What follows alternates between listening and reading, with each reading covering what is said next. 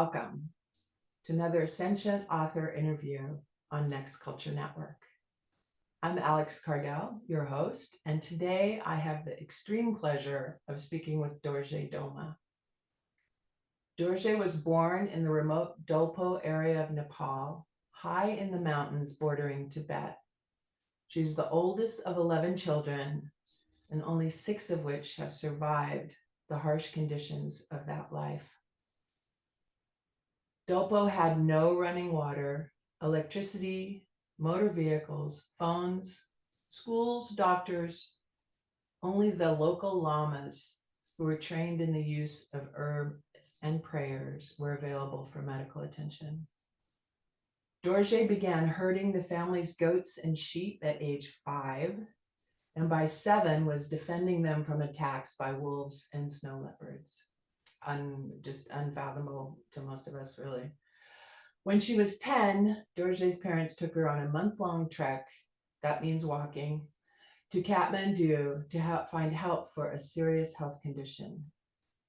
There they encountered Westerners who arranged to bring Dorje to the United States and get her the surgery that saved her life. See, I'm choking up.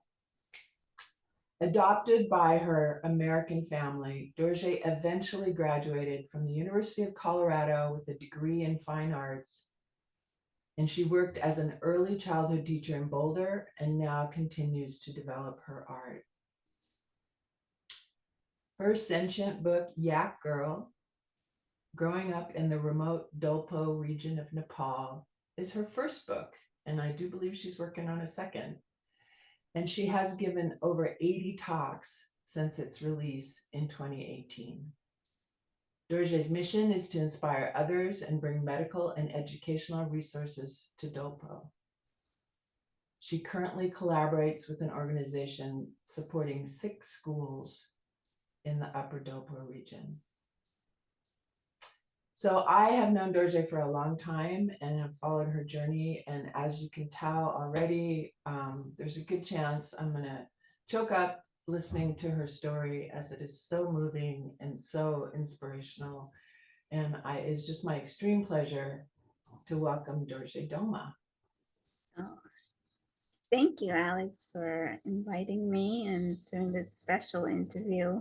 Yes, we go a way back, and so it feels like, and we always had lots of sweet storytelling, sharing our lives, which is pretty much what my life growing up in Nepal was about. Was we tell stories, and especially when I grew up, we didn't have TV or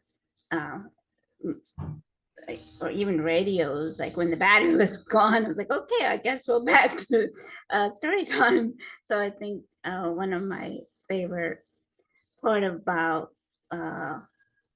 life is that meeting people, and we tell each other our life stories, our journeys, and that storytelling is what what helps us to create community and getting to know each other. So Alex and we had our lots of stories too that we share each other. So that's now that I'm able to write it is also something that I never thought I would be able to do. So now here we are, and thank you again for inviting me. My extreme pleasure, Dorje. Always a joy to share stories with you. Your humor, your warmth, your really large perspective that really puts things into a context that is is possibly unusual in this. You're kind of bridging 2 worlds, right? Mm-hmm. You have this amazing connection to really in some ways was a somewhat indigenous culture at the time. I know we're going to talk about, you just recently visited, so we're going to talk a little bit about what might have changed, but then stepping into this like amazing technological explosion, which you document so beautifully in your book, Yak Girl.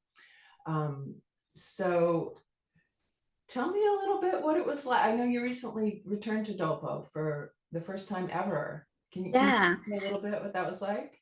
So yeah, I have I just wanted to say that the stories that I wrote in Yak Girl when we didn't have electricity and medical clinic, those were back in the early 90s. I came to Kathmandu in 94 and we were really isolated. And even just like when I first saw a bus was, I thought it was a cow or a yak. So that's how my extent of the world was. It's animals and nature and people. And but then when I came to US and I have not been back for almost 30 years. I mean, that's a lot. So I went back last year and I was it was I didn't walk for a month, but I I got to ride the horse most of the time. So it was still a very hard journey because we went over 17,000 feet mountain, and so I struggled to with the breathing a bit when we got to the 17,000 feet mountain, and that was one of the reasons that I haven't been back for a long time was because of my scoliosis. I didn't know how I would do physically and with the such a high altitude. If I didn't have the horses, I would have like I really struggle. So if as long as I stay on the horse, the elevation wasn't as bad. But so that was like there was like the first time when I reached the top of the 17,000 feet mountain. I was like, okay, get me back on the horse, back on the horse. I'm feeling like there's not enough air. So I had a little like panic moment there. Um, but it was interesting to go back to see like how much things have changed and how much also are same. Uh, there is now there were people are building roads to ride motorcycles in my village. The whole time I was there, it was a little bit odd because when I got there, I felt like they were like, okay, we're working on the changing the village. There were like, there's a road being built the whole time I was there through my village.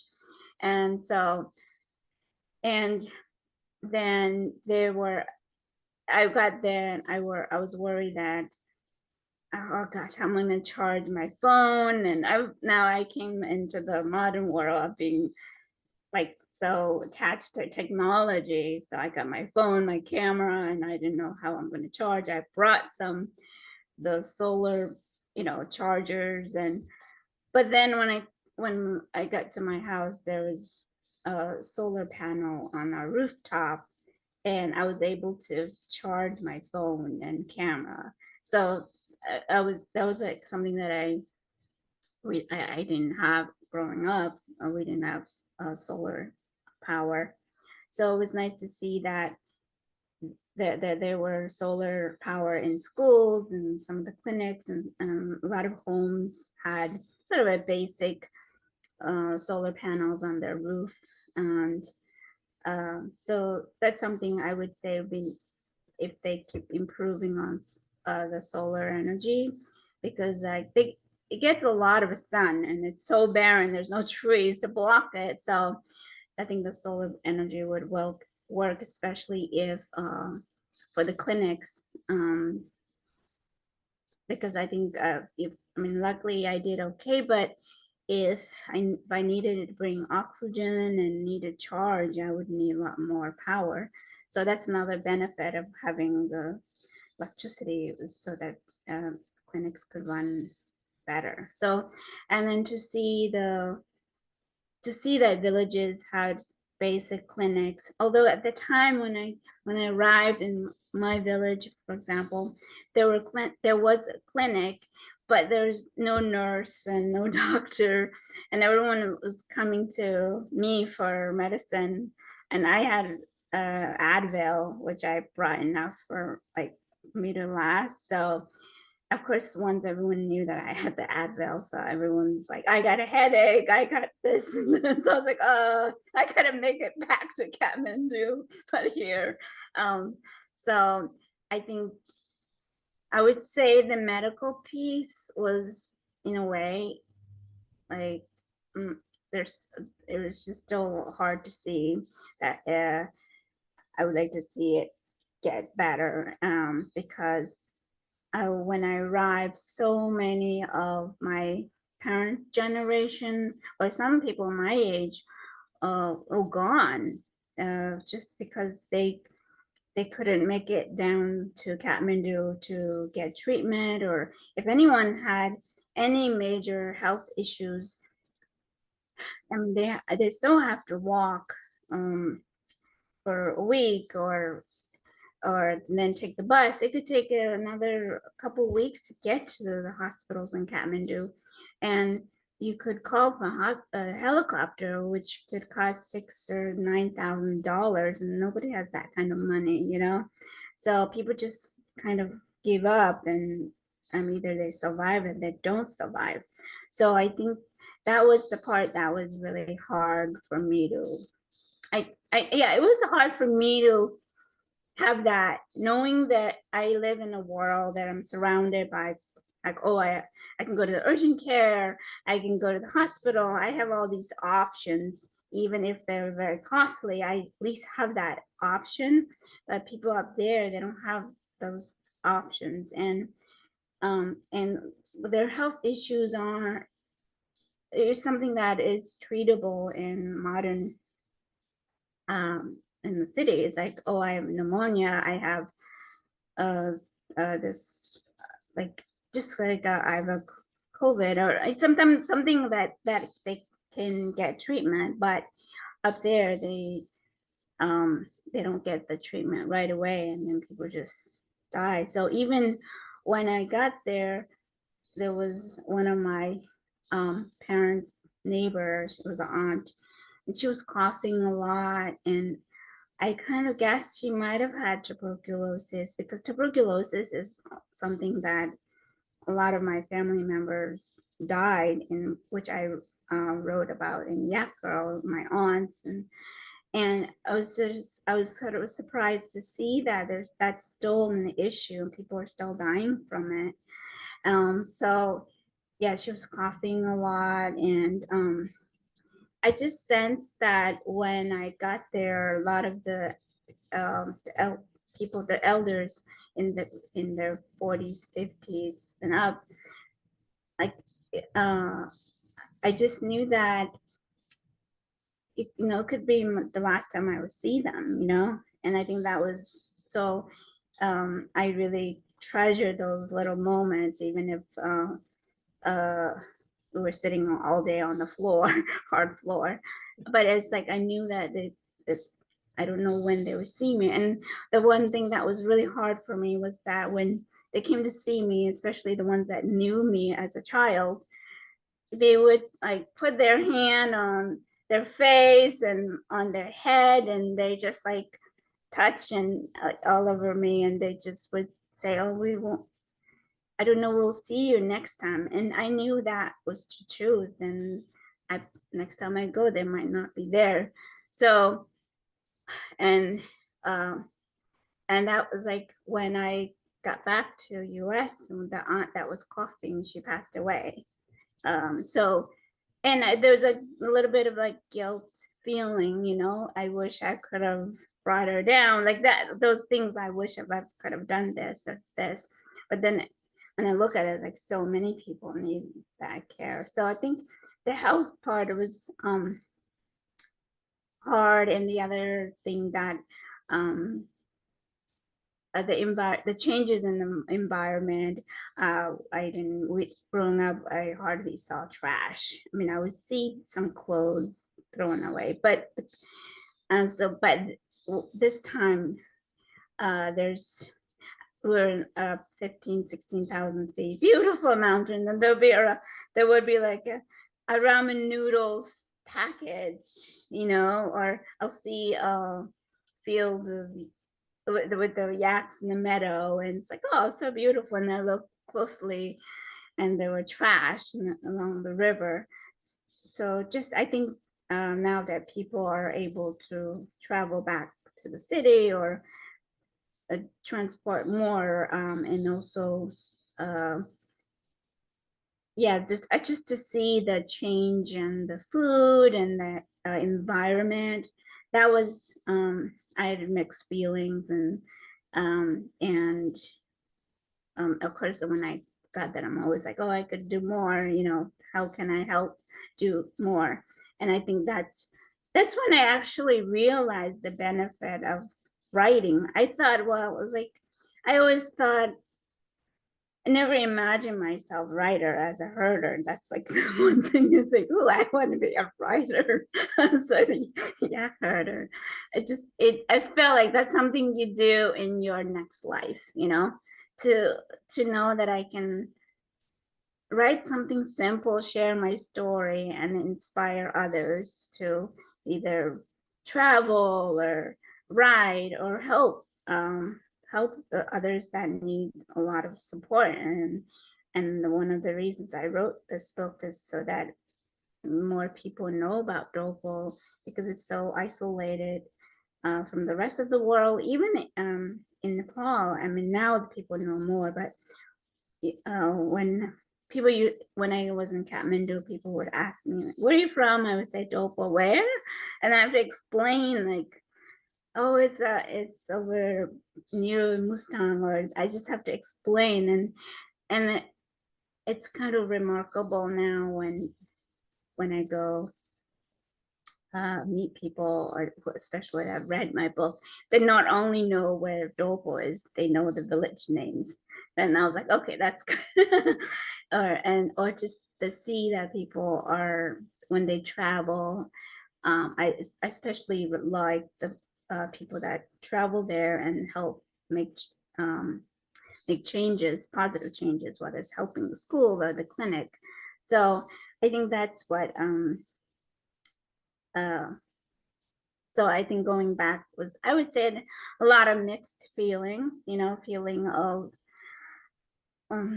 there's just feeling of, I think that the hardest part was like, in some ways, like, I'm an old soul or something, that I knew so many of my parents' age, people, the older generation, and to see them all gone, I felt like, even though I'm surrounded by people, in some ways I felt like lonely, because I I don't know, that part was kind of hard to take. Yeah. Yeah. It is interesting when, I mean, you've had such a personal connection to this experience of when two worlds collide, like your early upbringing and your early years in Dolpo had, certainly had a certain snapshot. There was a certain experience there that having read your book, I realized, like how important those interpersonal connections were, Mhm. and that, you learned so much from the people that were around you, and you were able to, sit for long periods of time watching the yak, just to contemplate life, right? Like to be present in the moment. Mhm. And then now it seems in some ways really good that a lot of this technology has come in, with the solar and better medical attention, schools and things like that. But I wondered, did you feel like some of that rich interpersonal culture might have suffered a little bit, or what was your experience with that? I would say it's definitely changing, and of course I have a more of like what the elders are feeling, seeing the sort of some of the traditions, or some of um and the changes are hard, and I often kind of struggle with that, because I would say, oh, always don't bring car, don't bring electricity, it's gonna destroy the peaceful nature. But then, like, I really enjoy being at a home with heater. It's like, oh, it's cold. Let's turn that to 70. Or like, oh, it's dark. I got to turn the light on. So I think there's like this idealized idea, and then the reality. It's like, well, of course, most people, especially young people who had some experience of what the modern world's like, they're more likely to be up there if they had better equipped electricity. Otherwise, it's kind of it's quiet and it's kind of lonely, and if they can't call their friends or they can't watch their movies, it's like the teachers or the nurses, they're not going to stay as long. But if there's better if the electricity is working or the internet's working, like telehealth is like something that would be very helpful. The nurses could call the doctors in the city and say, I have this issue. How do I how do I cure this patient? And so I think I would say the most younger generation have now had some kind of modern experience through going to Kathmandu, or someone, now they're some schools, they have computer, or they have now, everybody has a phone now. Even I have a sister up there who lives up there, and she's like, okay, could you show me how to use this app? I'm like, what are you talking about, app? And so she likes looking at the photos. And so I think everybody has that same desire of what's the new thing. But I think I do kind of struggle with the change, what the changes could also, how it's going to affect the environment. Okay, so we bring a car, and I could already see there's like pollution is a big issue in the city, and I could already see, as the villages that now have more cars and motorcycles, now it has more pollution, and it's already Dolpo, and I think a lot of parts of the world where there's change in the weather, like just this every year there seems to be a lot more rain, and so flooding is one of the major issues. And I don't remember, even growing up, I remember floods, but not as much, and it seems like it's more now. And I think so that's something I'm worried that every year there's going to be more rain, especially during the monsoon season. And most the Dolpo villages are on the hillside with like there's like on the mountainside with ravines and like along each side. And if you have a flood coming on both ends, or that washes the whole building, or so that's something that concerns me. Or maybe even the building the roads can have its own thing, like so that, of course I want to go in a car, but then I worry more about car accident. I was like, I sometimes when I see the mountain roads, like, I think I'd rather walk than get in the car personally. I just like, I don't know if I can do it, but I think so. I would say that like pollution, the trash, that's something that I worry the most. I saw like as of now, like they burn the trash, but if there's a way people could figure out, or somehow besides burning, if there's another way to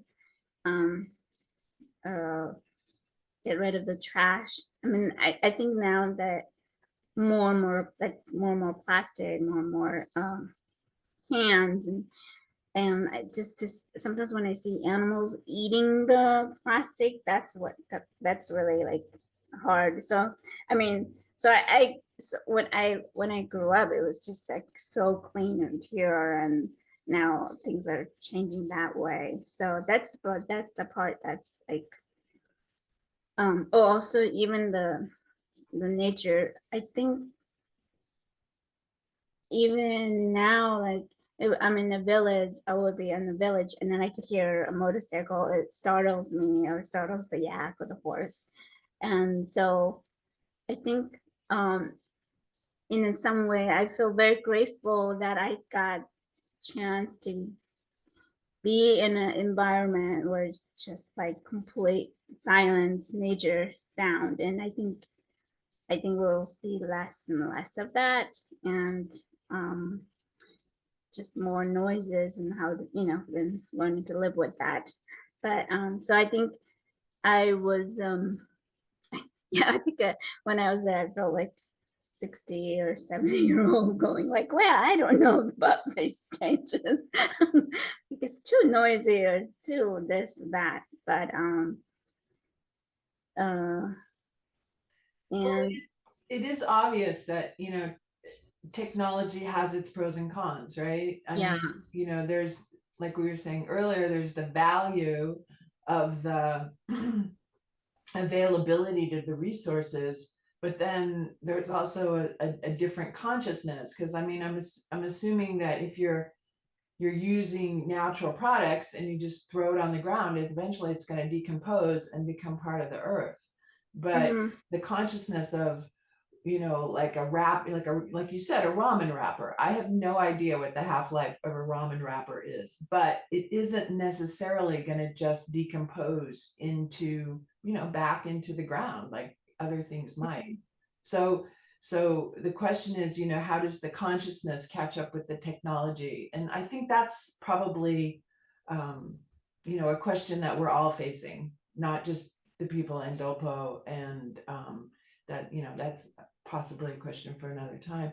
But I wanted to ask you about your current writing project. Do you want to say a little bit, give us a little teaser um on what you're working on? yeah. I just wanted to I wanted to say there with the what the changes. So one thing before I get to the writing part, something that while I was there eating, because I also like ramen noodles. So I was like, and and the other thing that was really concerned me was some people were burning trash in the house, and so it's interesting to be there, knowing knowledge now. At the back in time, I wouldn't know those. Okay, it's not good for burn trash, but now like, oh, it's not good. It's not good for your lung and everything. So I think what it came to in the end is like education. That's why I enjoy I like I'm all about making sure there's schools and Dolpo that supporting, because I think instead of like criticism isn't really helpful.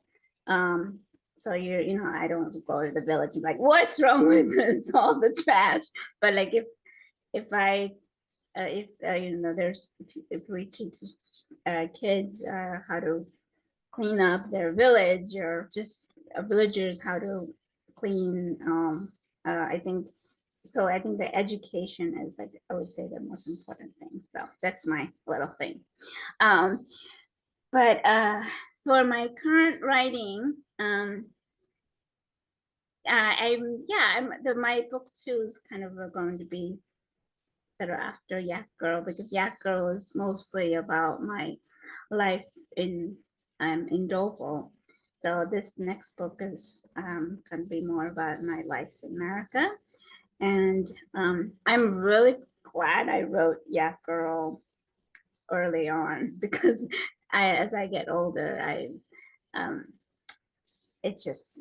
my memories aren't as good, and I'm having like more aches and pains, and so I do wanted to write. Don't wait too long. That's my only thing. Um, and it, I, because I thought, well, I think I'll just write Yak Girl, and then I kind of want to be, I don't know if I want to write anymore. But when I went back to Dolpo, like I just see the value that, the value in writing, and that I just, for me, I could tell, like I do newsletter, and I was able to say, this is what I did. I went back, and and people, that's how, it changed. Like I'm just sharing my story, and we can either decide to help or make changes or collaborate or so. And what I learned with Yak Girl, I was amazed by all the journey. I mean, I thought I'll just write, and then um, I don't know if that might be it, but I didn't see myself doing presenting at schools, or, I mean, I've done presentations for um, kindergarten to all the way to university. That's something I just never imagined doing.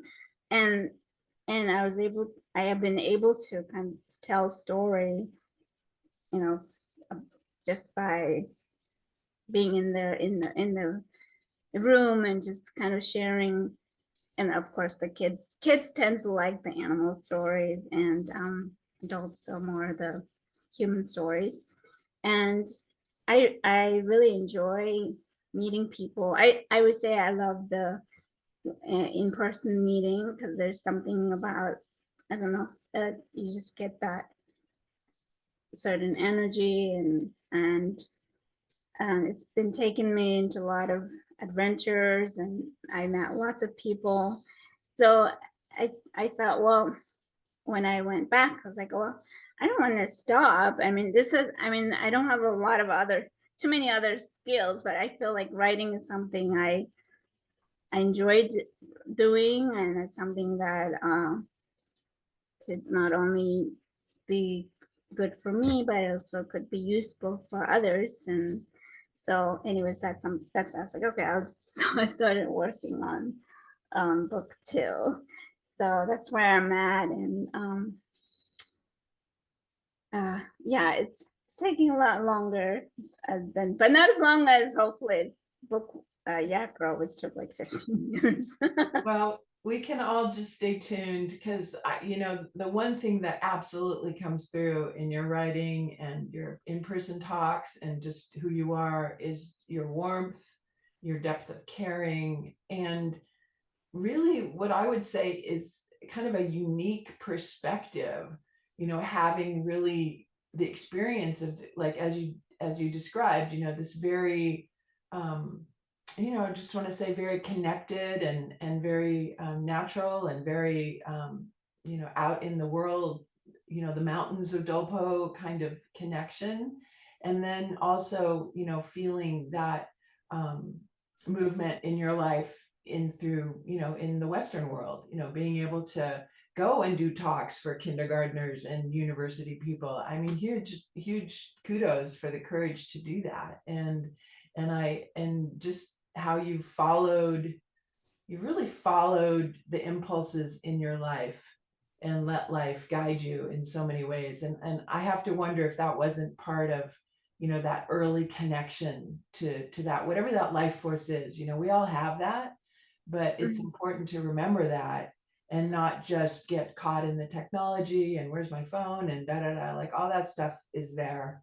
But really, truly, you're such an example of someone who stayed very, very truly connected to that inner life and that expression. And I just want to thank you for all you're offering. Oh, thank you so much. Do you have any last words for us? Want to just kind of wrap up here? And Yeah, well, again, once again, thank you for inviting me and interviewing me, and a big thank you to Sentient Publication for making it possible for my books to be available uh, for so many people, that the book's available to order on Amazon, and also it's published in Nepal. So it's, funny thing is, so there's a lot of people are, when they go tracking, they take my book with me. I was like, yeah, it's kind of heavy, but okay, whatever it takes. And I often ask, like, why do you take my book? I mean, I don't, directions like one of my worst things. Like, definitely, I hope it wasn't because you were looking for directions, because you're gonna get lost. I was like, why did you take that? And they say, oh, it's because it connects me to the human, the people. I'm not going, okay, I'm gonna climb the mountain. Like, my goals change it because I'm able to get to know the people, the land, the animals, and learn the culture. And so that really touched me, knowing that people um uh take that. A lot of yeah, I now more and more, there's actually going to be a big festival. It's happening in Dolpo and Shea, where I wrote about a lot about. It's my one of my favorite summer camps, and that's happening this in September, and a lot of people are going. So more people are reading Yak Girl. Once again, not for the direction, to learn about the culture, and I think also to see, or some people have been there, so then they can kind of reminisce their their experience compared to mine. But yeah, so it's been good. And if you want to follow my journey and know how I'm doing with book two, you can visit dorjearts.com, sign up for my newsletter. I especially when I'm doing talks or traveling, I update about my journey, or I shares, update what's happening in Dolpo with schools or clinics. So you can sign up for the newsletter. And yeah, and I will, in the meantime, I will continue to write. Although I've learned to procrastinate, which is, I've like, apparently I have to have a lot of snacks. So I got more popcorn yesterday, so I'm hoping this week I get more done. Oh, thank you so much, Dorje. Thank you for taking this time to be here with us and sharing all this information, but also sharing your heart, which I always feel in your presence and is in and of itself a huge inspiration. Oh, thank you.